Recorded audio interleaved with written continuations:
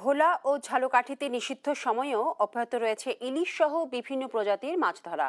প্রশাসনের অভিযানের পরও থামছে না এই অবৈধ কর্মকাণ্ড, ফলে হুমকির মুখে পড়ছে মা ইলিশ সংরক্ষণ কার্যক্রম। এই বিষয়ে আরও বিস্তারিত জানাতে আমাদের সঙ্গে সরাসরি যুক্ত রয়েছেন সহকর্মী ছোটন সাহা এবং নাইম হাসান ইমন। আমরা প্রথমেই চলে যাচ্ছি ভোলায় ছোটন সাহার কাছে। ছোটন, স্থানীয় জেলেরা নিষেধাজ্ঞা কেন উপেক্ষা করছে এবং কেন তারা নদীতে নামছে সেটা জানাবেন, এবং এর পরিপ্রেক্ষিতে প্রশাসনের তৎপরতা কতটুকু কার্যকর হচ্ছে? বিপাশা, প্রথম যে প্রশ্নটি করেছেন, আসলে জেলেরা নদীতে নামছে এ কারণে যারা নিবন্ধিত জেলে রয়েছে 1,63,000, তো এর মধ্যে কিন্তু চাল বরাদ্দ এসেছে 1,48,000 নামে, অর্থাৎ যে সমস্ত জেলেরা নিবন্ধিত হয়েও কিন্তু এই চাল পায়নি তারা কিন্তু এই নিষেধাজ্ঞা অমান্য করে কিন্তু মাছ শিকার করছে, কারণ তারা পরিবার পরিজন নিয়ে অনেকটাই সংকটে পড়ছে। আর আরেকটি তথ্য যুক্ত করতে চাই, আজকে কিন্তু এই নিষেধাজ্ঞা শেষ হচ্ছে রাত্র 12টা 1 মিনিট, অর্থাৎ 8 ঘন্টা পরে এই নিষেধাজ্ঞাটি শেষ হচ্ছে এবং জেলেরা পুনরায় মাছ শিকারে কিন্তু নেমে পড়বেন। কিছু কিছু জেলে কিন্তু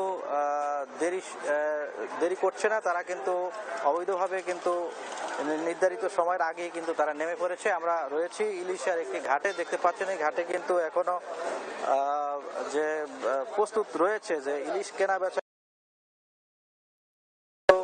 সেই অপেক্ষার পালা শেষ করে তারা কিন্তু নেমে পড়বেন। এবং এই ঘাটের যে চিত্র আমরা যদি একটু দেখাতে চাই, যে আসলে যেগুলো অবৈধভাবে ইলিশ আসছে ঘাটে সেগুলো কিন্তু এই ঘাটগুলোতে বিক্রি হচ্ছে এবং মৎস্য বিভাগও কিন্তু প্রস্তুত রয়েছে এই নিষেধাজ্ঞা ঠেকানোর জন্য।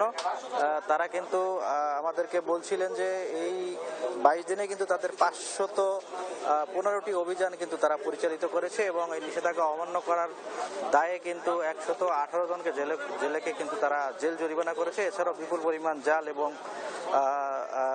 এবং মাছ কিন্তু তারা জব্দ করেছে।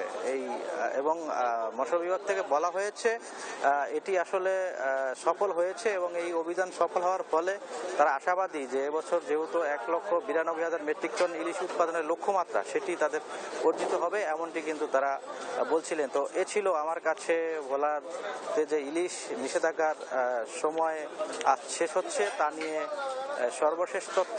আমরা এখন যুক্ত হব ঝালকাঠি, সেখানে রয়েছেন আমাদের সহকর্মী ইমন।